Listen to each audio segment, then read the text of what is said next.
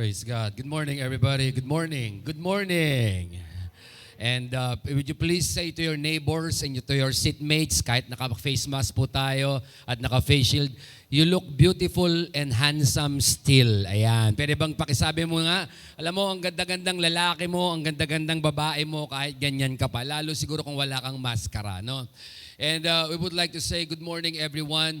At gusto po nating pasalamatan ng lahat ng ating naka-online today. We have some people watching from Cebu, Australia and Canada and also from the United States. At gusto rin namin pasalamatan mga kapatid, yung pong ating mga bisita ngayong umagang ito sa ating center. Kung tayo po may mga katabi, palakpakan naman natin sila for God. Praise God for you. Maraming salamat po. At maraming salamat po sa Rain and family for attending the church for the past 1 month already mula po na magbukas ang government. At maraming salamat po, you are here. It means, mga kapatid, you're no longer afraid, mga kapatid, but because you know, hindi po kayo takot dahil hindi po tayo nagtatapang-tapangan because we know that we are covered by the grace and the protection of God.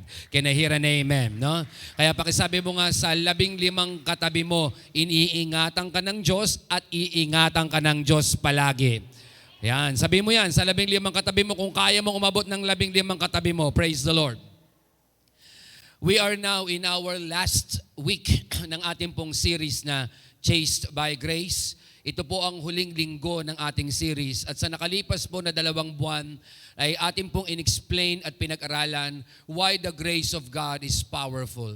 Bakit po ang grace ni Lord, without it, you are dead today.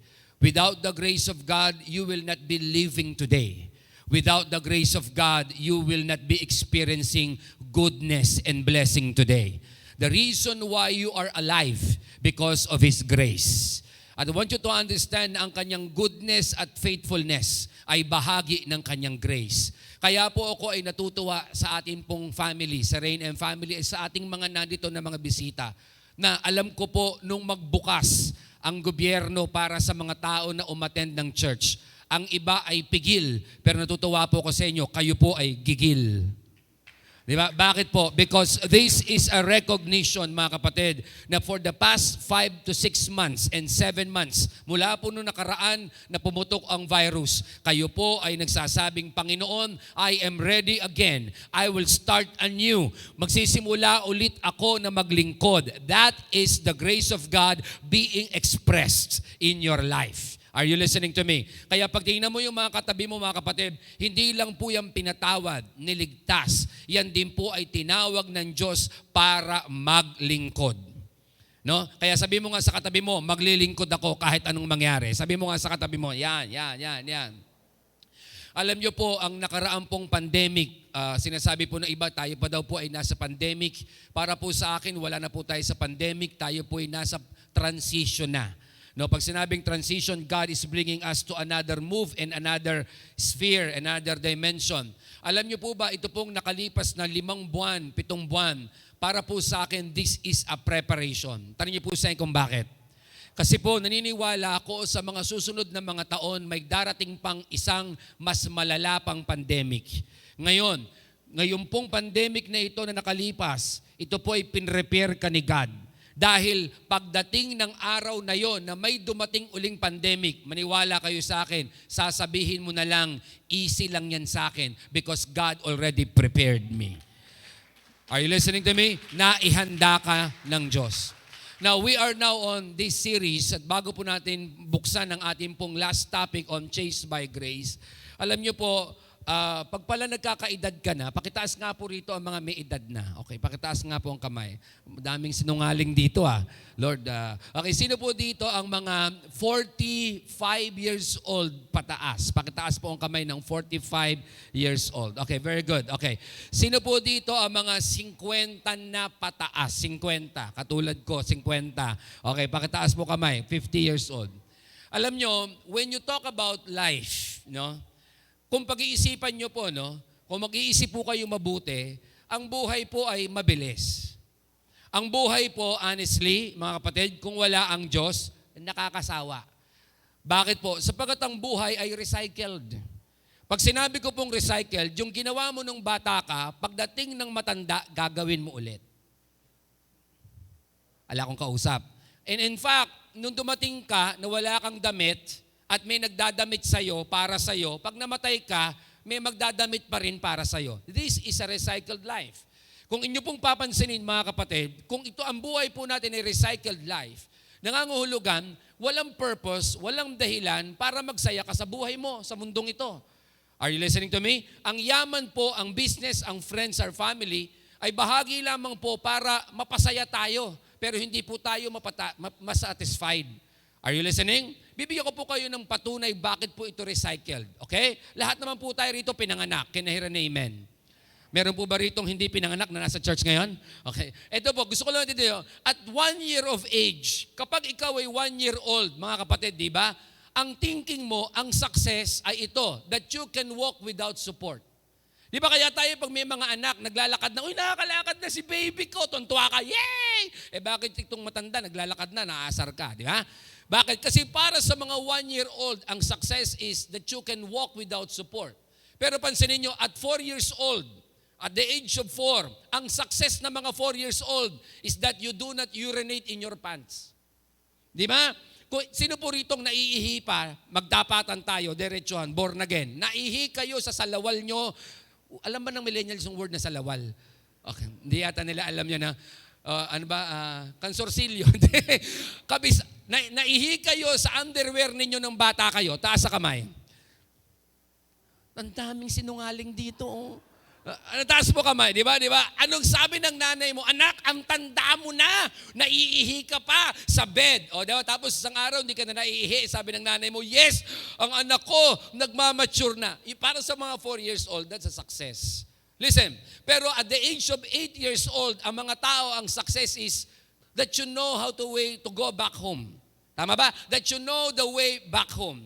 Kaya yung mga bata, pag marunong nang umuwi, di ba? Yung anak nyo pa nag-aaral, nakakapunta na sa school, nakakauwi na, success! Pero yung bata hanggang ngayon, dadali mo sa school, hindi makabalik, hindi pa yan eh. Pero pagka 8 years old, success po yun para sa kanila. Ito pa, pag po kayo ay age 12, ang success sa inyo is to have friends.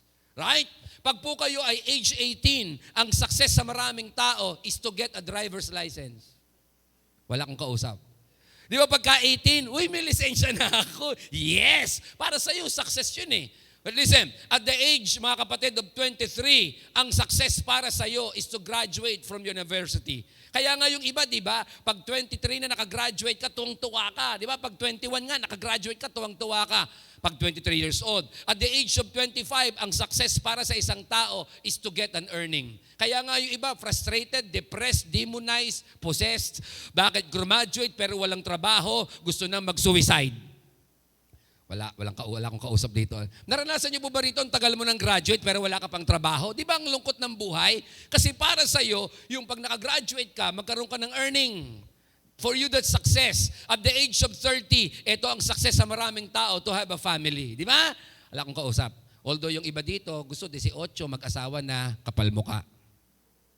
Di ba? Pero sa totoo lang, para sa mga pag ikaw ay age 30, ang gusto mo na, di ba, yung mga 30 ka na, yung may kulot ng age mo, tapos wala ka pang asawa katulad ni Roda, parang ang hirap eh, di ba?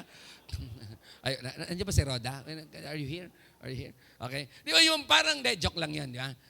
Di ba parang, sana kailan kaya ako magkakapamilya? At tapos bigla ka nakapag-asawa, wow, that's the age. That's success. Pero at the age of 35, mga kapatid, ang success mo magkapera. Para sa'yo, hindi mo na, ano ngayon ng pamilya, ano ngayon ng asawa, ano ngayon ng jowa, basta mahalaga may pera. Kasi ang jowa nakakaubos ng pera, pero ang may pera nakakabili ng jowa. Hindi, joke lang. Okay. So, success for many people by the age of 35 is to make money. At the age of 45, pag 45 ka na, ito na ang success sa'yo, to maintain the appearance of being young. No, totoo hindi. Parang di totoo, no? Kaya makita mo pag 45, kung kailan 45, tsaka nag-miniskirt, kapal moks. Tsaka kung kailan 45, tsaka naglalabas ng dibdib, wow, pre! Hindi ko alam kung nakakita ako ng driftwood or whatsoever. Hindi. Pero di ba makakita na kayo ng ganun, di ba? Kung kailan tumanda at tsaka ang tawag doon, nagbungang, anong tawag doon? Nagmumurang kamyas. Kailan ba nagmumura ang kamyas? Hindi, ibig sabihin parang Di ba, nakita nyo, di ba? Para sa kanila, ang success to be young. Kaya nga yung iba, pabanat dito, banat doon, banat dito, lagay dito, bawas dito, lagay. Kung ano-ano, di ba? Because at the age of 45, people wanted to maintain their youth. Para sa kanila, success yun. At the age of 50, ang inyo pong mga kapatid is to provide, the success to provide good education for your children. Pagka ikaw ay 50 na, iniisip mo na anak mo, ano kayang pamamana ko, ano kayang maganda sa anak ko, etc., sa apo ko, etc. Pero at the age of 55, ito na ang success sa'yo to still be able to perform your duties well. Meron ba kayong mga lolo, mga 55 years old, ayaw nyo na pagtrabahuhin pero gusto magtrabaho? Alam nyo kung bakit? Because for them, success is to still work kahit na age mo ay 55.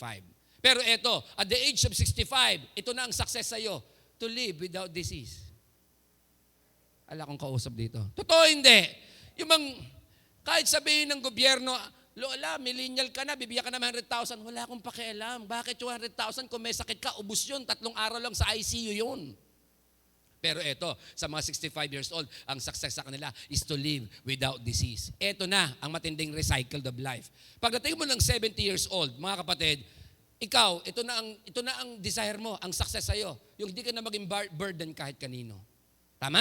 Na ayaw mo makaabala na ng tao, ayaw mong paalaga sa ibang tao, ayaw mo magkaroon ng burden sila para sa'yo. At the age of 75, ito na ang gusto mo, bumabalik ka na, meron pa kaya akong kaibigan na buhay? No? Alam niyo pa ba kayo lahat? At the age of 81, ito na po ang gusto ng tao. Success for them is this, to know the way back home.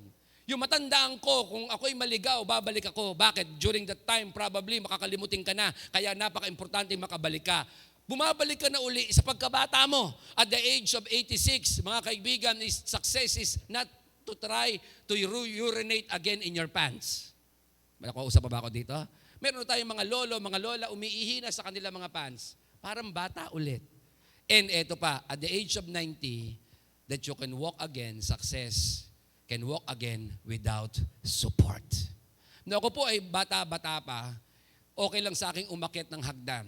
Ngayon po, nagpapalit na ako ng ilaw sa bahay namin, ingat na po akong umakyat. Hindi ko po alam kung bakit. Lula ba ako o mahina na talaga? O mali ang pagkabili ko ng hagdan? Siguro yung pangatlo. Pero what is the point? Kita nyo po, bumabalik ka lang sa dati. At kung ito po ay applicable sa lahat ng tao, then life is useless, then life is without meaning. But listen to me, life is with meaning if you have Jesus in your life. Life is with purpose if you understand grace in your life. Because ito po, lahat ng tao dadaan dyan.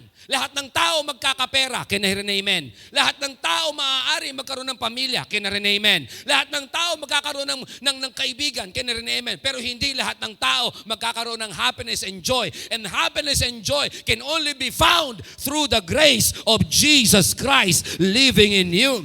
That's why if you are with Jesus today, you have Jesus today, hallelujah, your life has a purpose. Everybody shout, my life has a purpose. Because of God's grace. Come on, everybody shout it, because of God's grace. Kasi kung wala lang ang Diyos, para saan to? Para saan ka kumikita? Ha? Para saan ka gumagawa ng karir? Wala lang. Naiiwanan mo lang din na hindi mo matatangay na pagkatapos mong paghirapan, lulustayin lang ng susunod sa'yo. Walang kwenta. Kaya nga sabi ng pinakamatalinong tao na si Solomon, lahat walang kwenta at totoo po yun. Bakit po? Para sa mga young people dito, ang pinakamay kwenta sa inyo, tingin ko, umibig. Yes, tuloy yun. Yung iba, ang tingin ko para sa mga estudyante, matapos ang module, yun ang success sa inyo. Tama ba? Pero gusto ko lang sabihin sa inyo, pagkatapos niyan, what's next? Without the grace of God, without the relationship with Jesus, without a relationship, a close relationship with God, mga kapatid, our life, nakakasawa, is just a recycled life. Babalik ka pa rin sa dati. Ang sarap isipin, mga kapatid, na ito, na isang araw pa naghihingalo ka na, wag ngayon, isang araw. Sabihin mo, Panginoon, thank you. Because of your grace, I have lived my life fully because of you. Sino ang gustong maranasan yon? Yung bago ka mamatay sa mundong ito, nasabi mo, Panginoon, salamat, nabuhay ako ng sakto sakto, sobra, at higit sa lahat, fulfilled, not because of my money, but because of your grace and your presence. That's why mga kapatid, kung ano man ang pinagdadaanan nyo, tandaan nyo ito. Your worst days are never so bad that you are beyond the reach of God's grace. Walang bad days na hindi kayang i-reach out ng God's grace. And listen, there is no, and your best days are never so good that you are beyond the need of God's grace. Kahit pangit ang sitwasyon mo, God's grace can reach to you. At kahit na ikaw ay may sitwasyong parang okay ang lahat, you still need grace every day. You still need grace every moment. You still need grace every second and every day. Because God's grace is the reason why you are here and have a purpose in life. Can I hear an amen?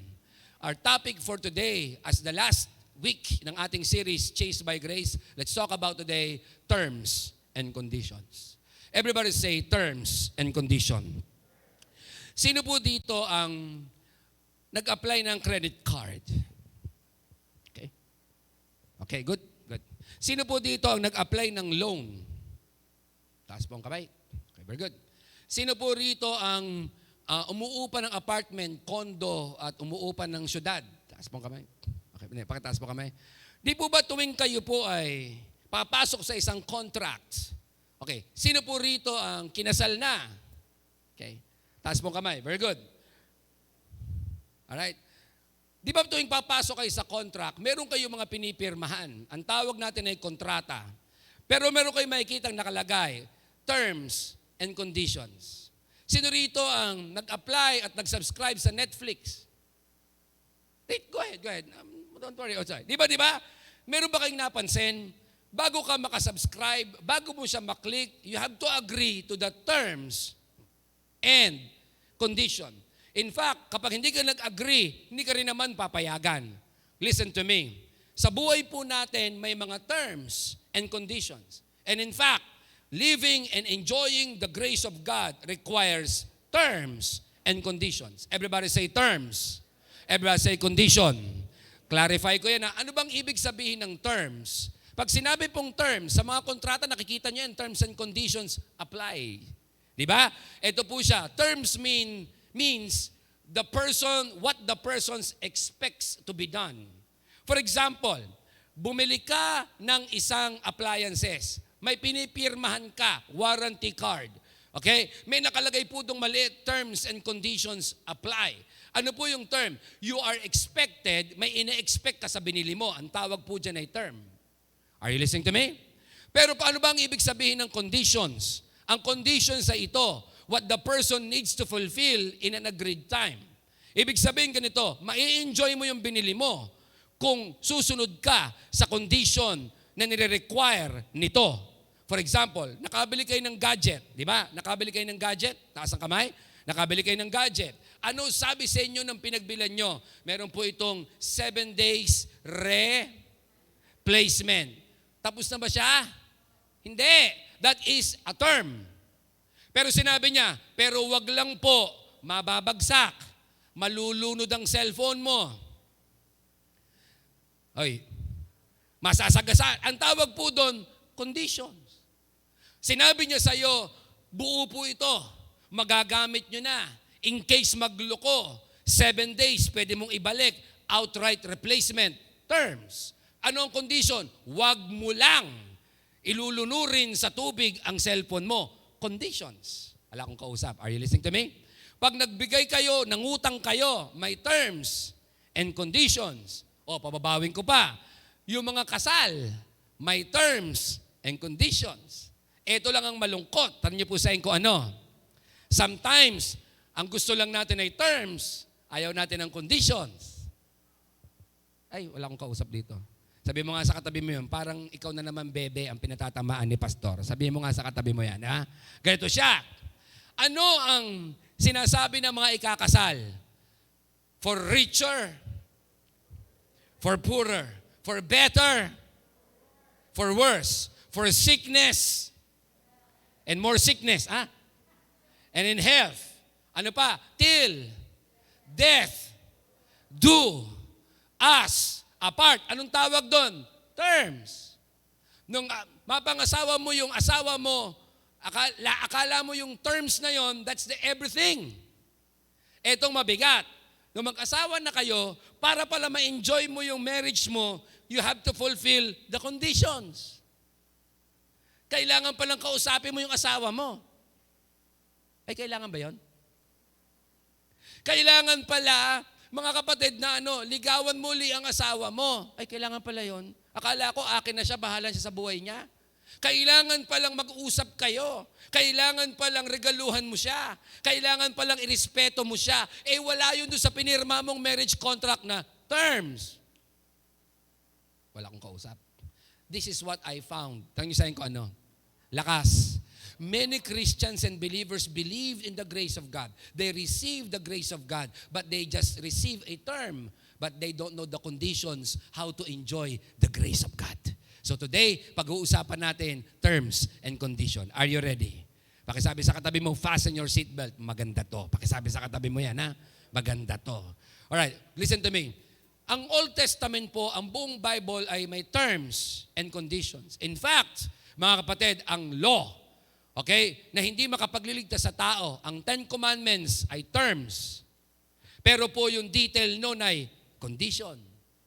Are you listening to me? Example, tumingin po sa screen. Pag nabasa ka po kayo ng Bible, ito po ang lahat ng conditions if you want to obey the Ten Commandments. Okay? Ito po, scroll ko po ha. Yan po. Yan pong lahat ng yan, ang condition para ma-fulfill mo ang Ten Commandments.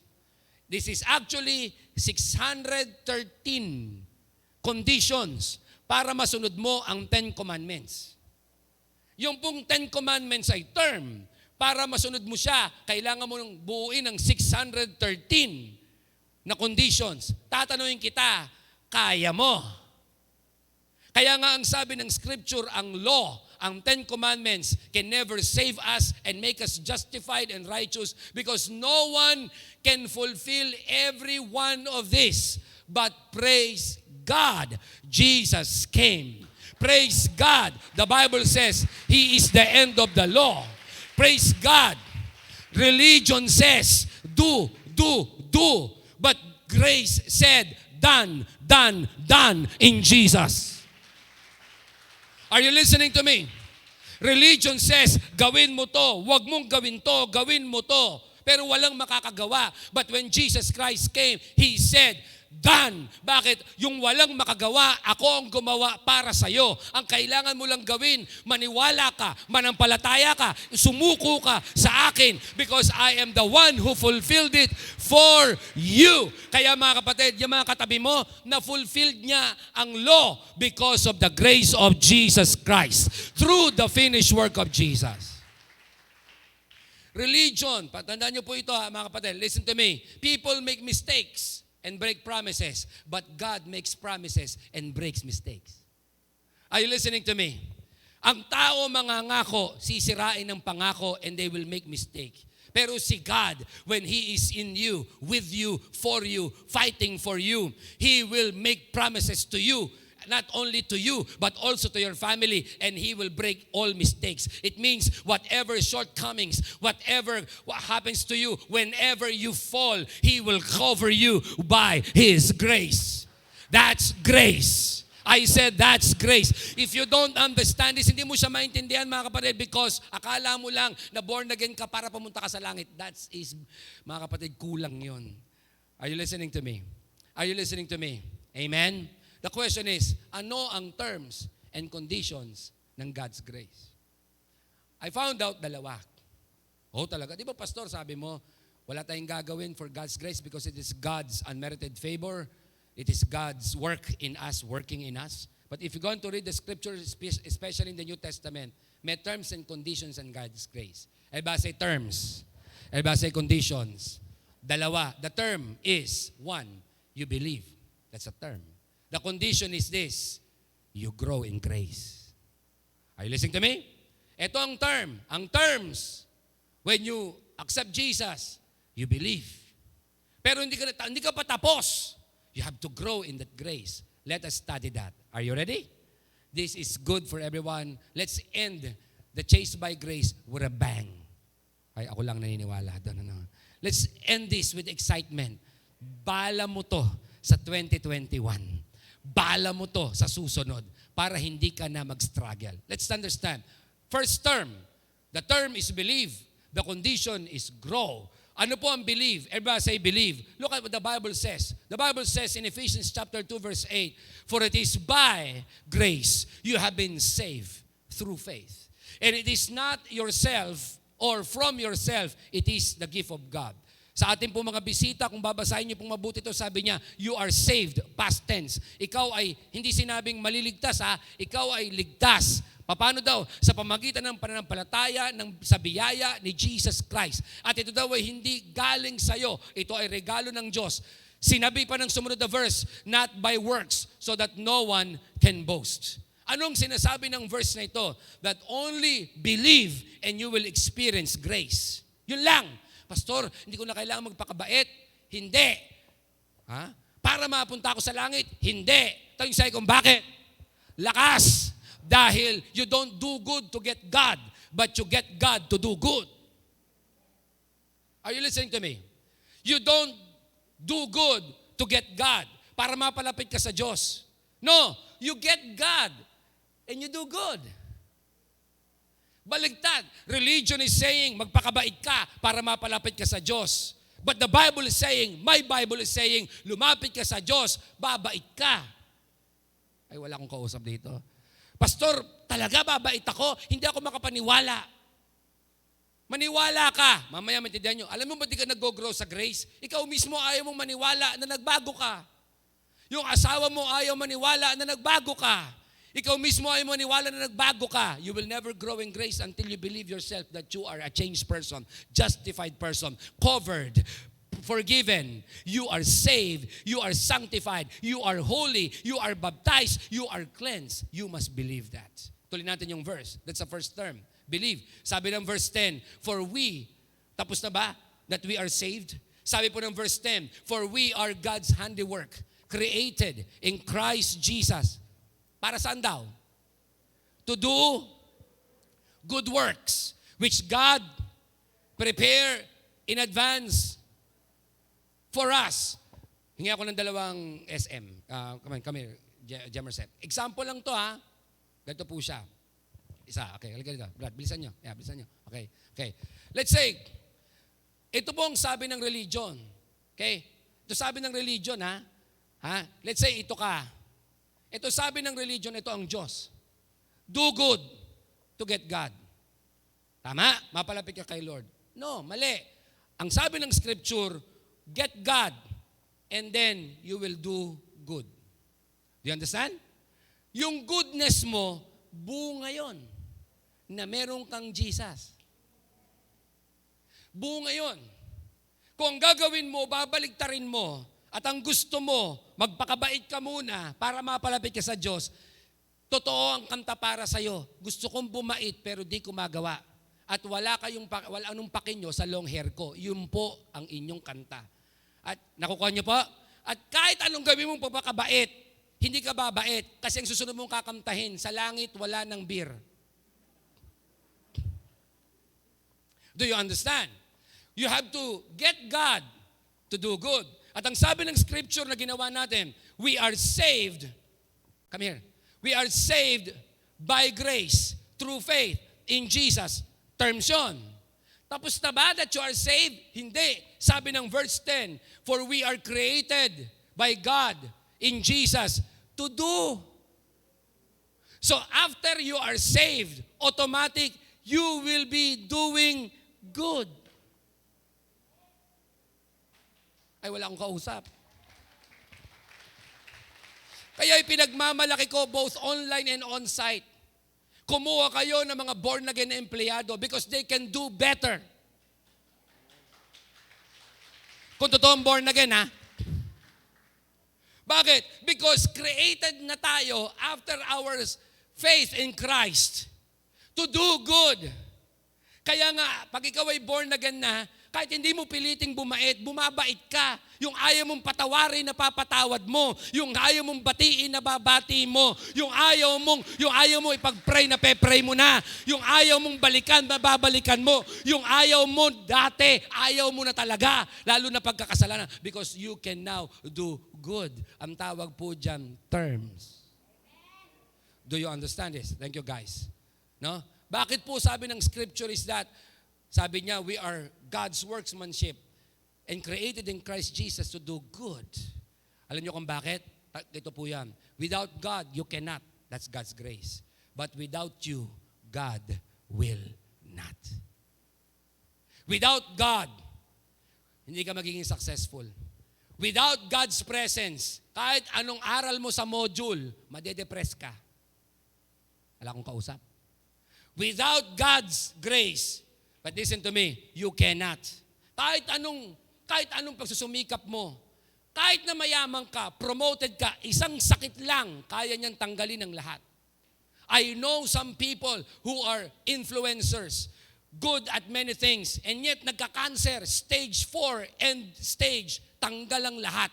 Bakit po? Because without God, you cannot. But listen to me, without you, God will not do anything. Listen, kaya ka niligtas ni Lord sa family mo because God wants to do something inside your family. God wants to reach out to your family. He wants to touch your family. He wants to heal your family. He wants to save your family. He wants to bless your family. He wants to recover your family. At kanino magsisimula yan? Through you. Pakisabi nga sa 15 katabi mo, ako ang gagamitin ng Diyos sa pamilya ko. Bilis! Come on. Kaya ikaw ngayon kung ikaw ngayon ang tumutulong sa pamilya mo, pero hindi ka panganay, ikaw ang nakakasuporta sa pamilya mo, mga kapatid, na-fulfill yun. Ay, wala akong kausap. Sino gusto mong tumulong sa pamilya mo? Barangay captain? Pero ikaw, pambira, ako na nagtatrabaho, ako na nga nagbabayad ng kuryente, ako nagbabayad ng ilaw, pareho ba yan? Ako nagbabayad ng tubig, ako nagbabayad ng ano. Mga kapatid, buti nga dumadaan na ngayon yun sa'yo. Ibig sabihin, you are enjoying and living God's grace. Let me just tell you this. Tandaan nyo po ito. Tanyusay ko ano? Pagpapalain ka ng Diyos ng sobra. Kaya lahat ng nasasakupan mo, sasabay na pagpapalain. Not because you are good, because He is good. Can I hear a shout? Hallelujah! Is grace amazing? Is grace amazing? Kaya kung wala yung grace of God, ito pansin niyo po ito.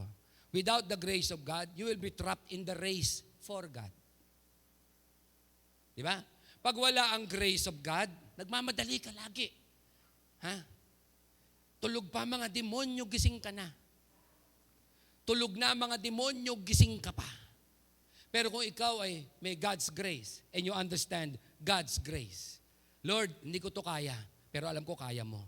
Bakit? Kasi lahat ng hindi ko kaya, ikaw na ang lalaban para sa akin. Lord, ang asawa ko walang katinuan. Kung kailan ko siya pinagdadasal, lalong di tumitino. Lord, di ko na kayang baguhin. Pero Lord, I will just rely in God's grace. Bahala ka na sa Kanya. Anong tawag doon? Peace.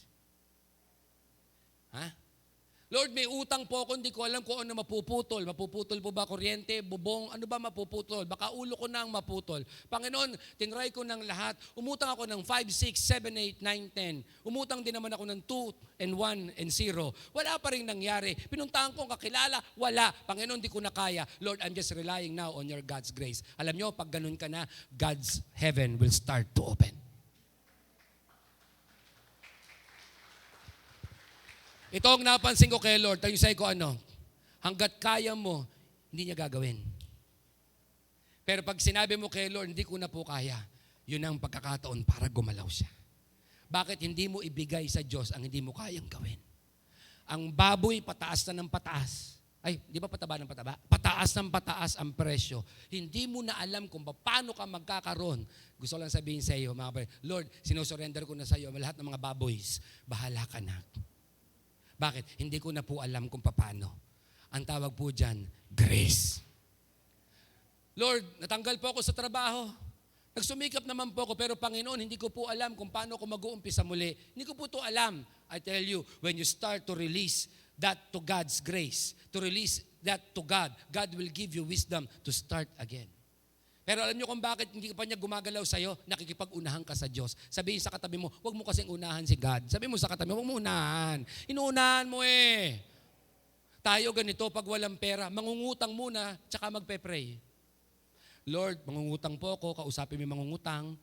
At Panginoon, bago ko siya bayaran, mamatay sana siya. Diba? Ganun tayo, inuunahan mo si God. Pero hindi ba dapat kung wala kang pera, pray muna bago utang? Baka nga sa pagpe-pray mo, kausapin ka ng Diyos na huwag ka nang mangutang. Wala kong kausap. It's grace. Everybody say grace. Ang tawag po dyan ay terms. Are you learning today? Are you learning today? Okay, another one. Jesus didn't come to make bad people good. He came to make dead people alive. Ay, wala akong kausap. He never came to make bad people good. But Jesus Christ came to make dead people alive. Why you are here today? Why you are watching us today on our live stream? Because once you were dead, but now you were alive. Once you were lost, but now you have been found. Once you have been a prodigal child, but now you are the son. Once you were a sinner, but now you are a saint. Once you are dirty, but right now you are cleansed. Once you are poor, but right now God will make you rich. Once you are sick, but God said, I will come and heal you. Because He came not to make bad people good. He came to make dead people alive again. Listen, kung ang finances mo dead, He can make it alive again. If your business is dead, He can make it alive again. That's when Jesus Christ comes. That's the reason why He came. And praise God, He is in your heart today. Nasa puso mo siya. Kaya dapat masaya tayo na may Kristo ka sa puso. Diyos ko, tama ba?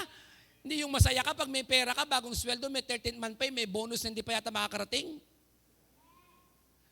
Nag-amen ka na wala makakarating. Pero masaya ka kapatid, bakit? I don't care about the bonus. God can open up the heavens for you. I don't care about the 13th month pay. He can make another month to bless you more than the 13th month.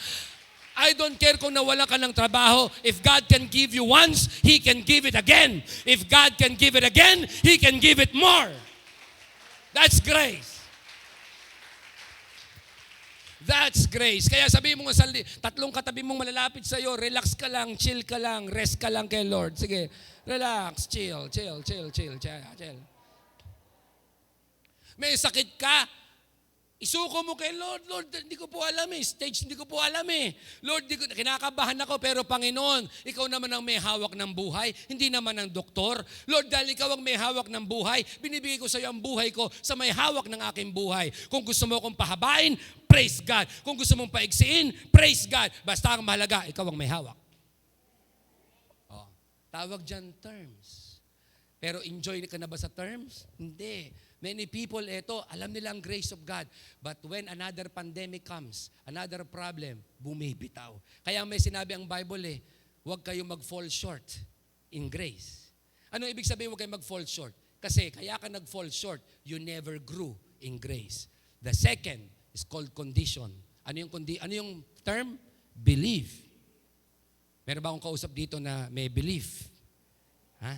The second one, to enjoy God's grace, is to grow. Everybody say, grow. Look at what the Bible says. Pastor, grow in what? Nagsosol ako. Nagla-live class kami. Graduate ako ng Encounter. Cell group ko, online, offline. Hindi, mas madalas offline.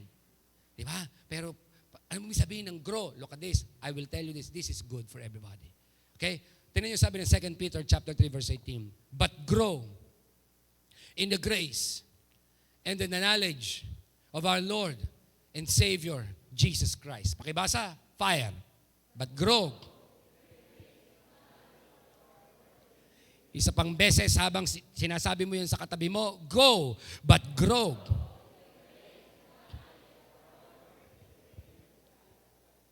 Iba ang usapang you receive grace. Iba rin ang usapang that you're growing in grace that you received. Hindi sapat, hindi tapos that you receive grace through the finished work of Jesus Christ. You have to grow, according to Peter, in grace.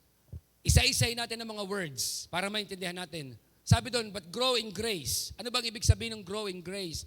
Ang ibig sabihin ng mga kapatid, tinan nyo to, but grow in grace. Ang ibig sabihin nito is, we need to grow in grace, not the grace to grow in us. Tayo po ang lalago sa grace, hindi ang grace ang lalago sa atin. Huwag ka na mag-pray na, Panginoon, grace pa more. Lord, kailangan ko po ng grace pa more. No. Ang kailangan mo, lumago ka sa grace na natanggap mo na. Wala akong kausap, no?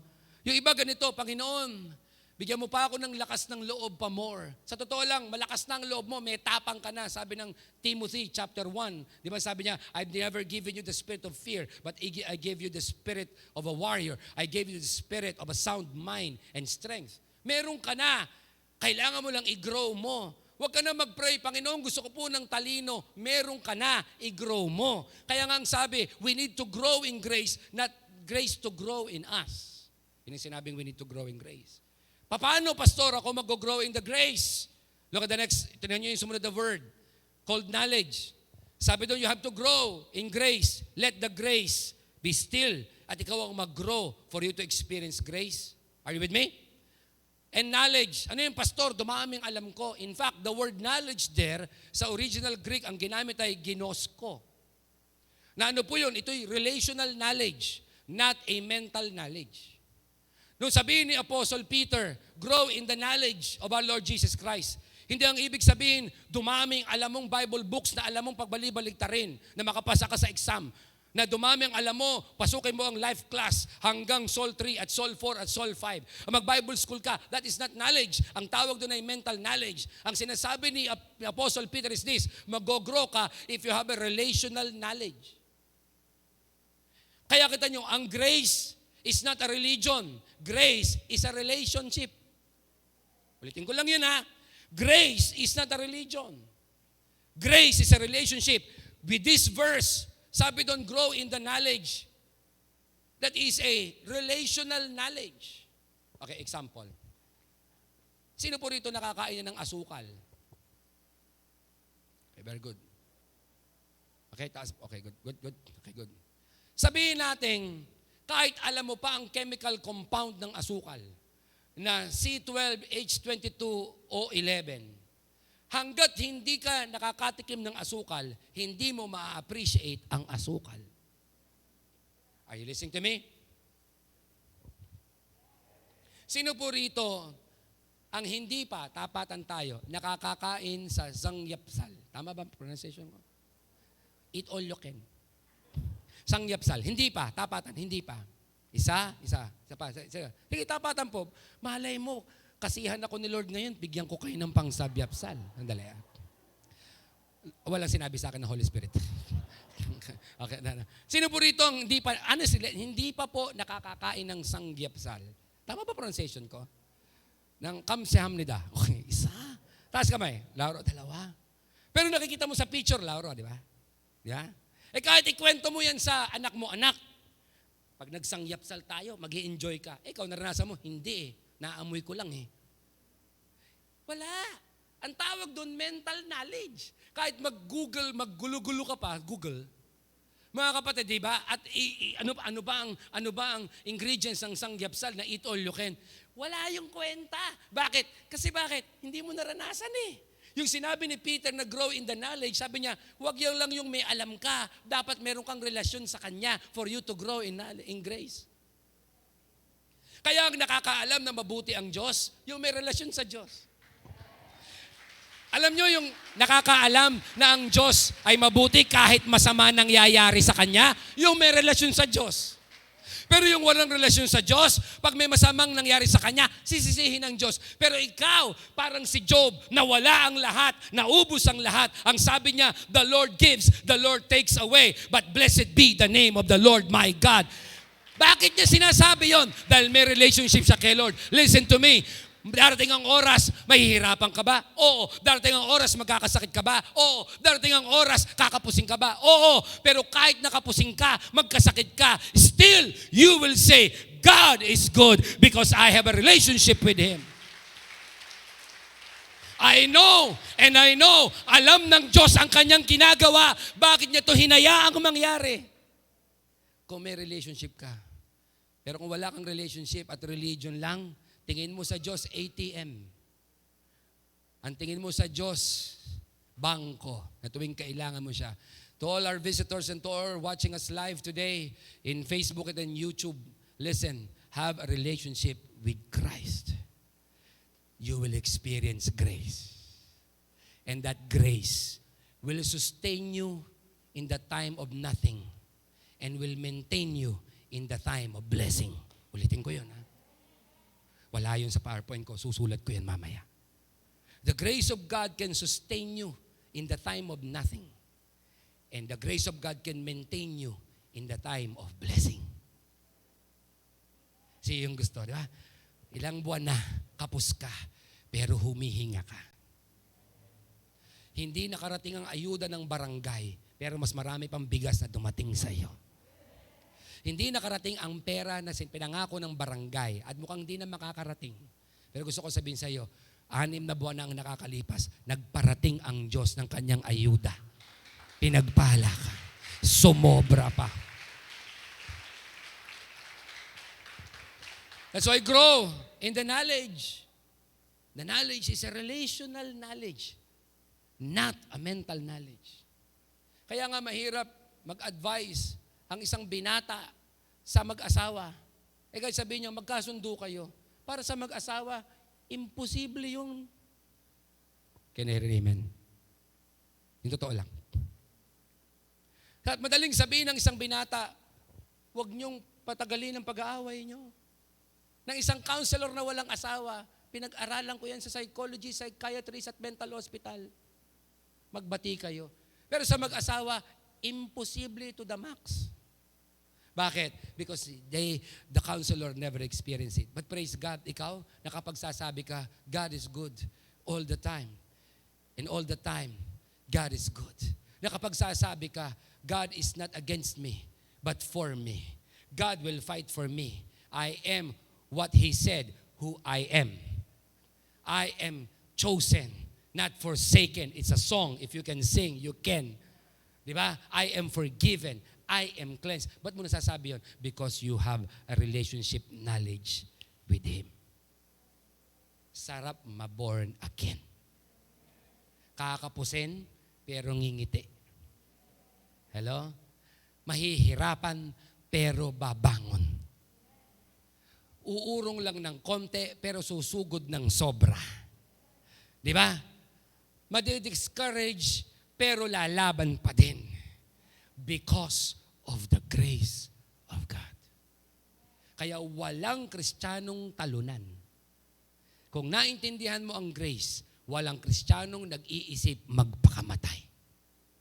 Ay wala akong kausap. Di ba? Dahil pag sinabi mong gusto ko magpakamatay, you are saying, God, you can never do anything for me anymore. Sorry, wala kang magagawa, kaya ako o gagawa ng paraan.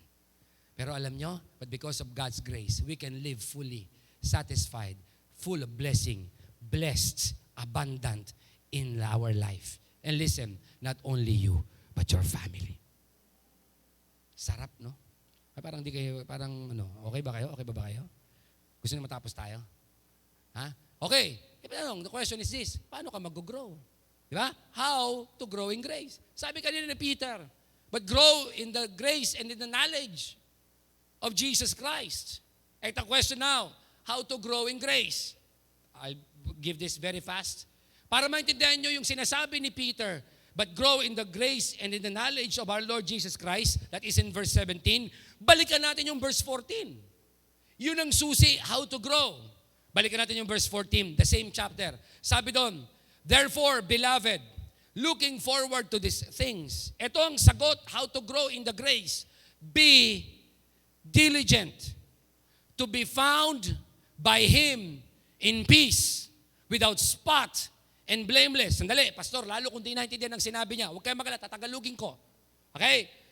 Sabi ni Peter, ito ang sagot to grow in the knowledge of Jesus Christ, in the grace of Jesus Christ. Sabi niya yung first word, anong sabi niya? Be diligent. Pag sinabing be diligent, it came from the Greek word, ispodaso, na ibig sabihin, mag-aral ka, pag-aralan mo. Kung babalikan nyo ang verse na ito, sinasabi, you want to grow in grace? Pag-aralan mo. Anong pag-aaralan? Nandiyan ba kayo lahat? Tulog na ako ni Eli Soriano. Oo nga, no? Kami nakapansin na, no? Di ba? Di ba? Sabi niya, pag-aralan mo. Anong pag-aaralan? Yung sumunod. Anong sabi niya? To be found by Him. Ano yung to be found by Him? Sa Greek word nun, ang ibig sabihin ay eurisko. Hindi po rebisko, ha? To see oneself. Pag pinagdugtong nyo, ganito. Pag pinagdugtong nyo, mga kapatid, translate ko, ha? With the Greek word. Are you with me? Yung sabing, be diligent, study. Yung pong to be found by Him, to see oneself. Lumalabas sa English ito, how to grow in grace. Therefore, beloved, looking forward to these things, study to see oneself by Him in peace, without spot and blameless. Kung hindi pa nakuha, tagalugin ko na nga. Mag-aral upang makita ang iyong sarili na may kapayapaan, walang dungis at kapintasan. Sinasabi ni Apostle Peter, gusto mo mag-grow in grace, huwag mong tingnan ang sarili mong madumi. Huwag mong tingnan ang sarili mong wala kang kapayapaan. Huwag mong tingnan ang sarili mo na wala kang kwenta. Aralan mong tingnan ang sarili mo that you are in peace with Him, that you are holy in Him, that you are blameless in Him, that you are spotless in Him. Ibig sabihin, kapag nakita mo na ang sarili mo in Him, you will grow in grace for Him. Alam nyo ba, umuurong kahit mga Kristiyano na born again sa biyaya ni Lord? Kasi tuwing magkakasala sila, babalik sila sa ganitong kaisipan. Lord, kailangan ayusin kong buhay ko para maging karapat-dapat sa iyo. Kapatid, matagal ka nang hindi karapat-dapat pero inayos niya ang buhay mo. Ang tawag doon ay biyaya. Come on, talk to me. Come on, talk to me. Ano ang sinasabi ng verse na ito? Ang sinasabi ng verse na ito, wala kang gagawin. Pag-aralan mo, Panginoon, thank you, I am forgiven. I see myself, I am forgiven. I see myself justified. I see myself holy. I see myself redeemed. I see myself saved. I see myself forgiven. I see myself filled. I see myself full. Kapag iyan ay napag-aralan mo, ma-intact sa buhay mo, you will grow in grace. Pastor, yes, I know. I want to grow in grace, pero nag-i-struggle ako. Marami akong struggle sa sins. Of course, everyone do. Everyone does. Pastor, nagkakamali ako. Of course, everyone does. Ang maganda sa iyo ngayon, kapatid, naaamin mo na nag-struggle ka. Hindi katulad nung wala pa si Kristo sa iyo, nag-struggle ka na, dinidepensa mo pa. Di ba? Pero ngayon nag-struggle ka sa porn, Lord. Isang tingin pa, Lord, pero Lord, patawarin mo ako. At least nag-struggle ka. Hindi ko sinasabing tumingin kayo sa porn. Sabi mo sa katabi mo, pinaparinggan ka ni Pastor Bebe. Ha? Di ba? Pastor, Lord, naaway ko na naman yung nag-cut sa akin. Minute naman ako, road rage na naman ako. Kita mo ngayon, di ba pagka nainis ka, overtake ka, mamaya mo, Lord, sorry po. Nahulog ang palanggana mo, bigla kang napamura. Lahat na ng baboy, ng baka, nasabi mo. Lahat ng bull, lahat ng F, lahat ng, di ba? Pero pagkatapos ng, Panginoon, patawarin mo po ako. Dati, lahat na ng baka, kabayo, aso, lahat ng sinabi mo na. Nag-guilty ka ba? Hindi. Bakit? Because you don't see yourself as clean. You see yourself as dirty. Pero praise God for you. Sabi ni Peter, you want to grow in grace? See yourself. Study to see yourself. Isang taong may kapayapaan ng dahil kay Kristo. Na kahit may pandemic, payapa. Kahit walang pera, payapa. Kahit anong mangyari, payapa. Pag-aralan mo, sabi ni Peter, na ikaw ay isang tao na walang dungis. Kahit nadudumihan, walang dungis. Bakit? Burado sa pamagitan ng dugo ni Jesus. Burado sa pamagitan ng kapatawaran ni Jesus. That's what I see. That's why when I fall, I will come back strongly than before. Stronger than before. Because of the grace and the blood of Jesus that was finished for me. Do you see? Tingnan mo yung mga katabi mo. Yan ay saved by grace. Blessed by grace. Higit sa lahat, chased by grace. Listen, Pastor, nag-struggle po ako. Binabanatan ako ng demonyo. Congratulations! Bakit? Because the enemy only attacks what's valuable.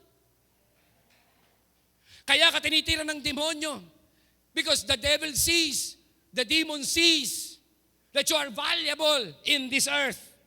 He will never stop stopping you. He will never stop slowing you down because the devil sees. Listen to me. God delivers us from demons, not from battles. Ulitin ko lang yan. Pinalaya ka ng Diyos mula sa demonyo, pero hindi sa gera ng buhay. You will always still see that. But I want to encourage every one of you as we end our series, Chased by Grace. Listen to me. Sometimes God will not take away your struggles. But every time that you struggle, He will give you the strength to overpower it. He will. He will. And let me just share this to you again. The presence of trouble does not destroy the potential of triumph. Kahit may trouble ka, it means you can win. Kahit may problema ka, it means you will win. Bakit? Because Jesus already won the battle and the war for you. That is chased by grace.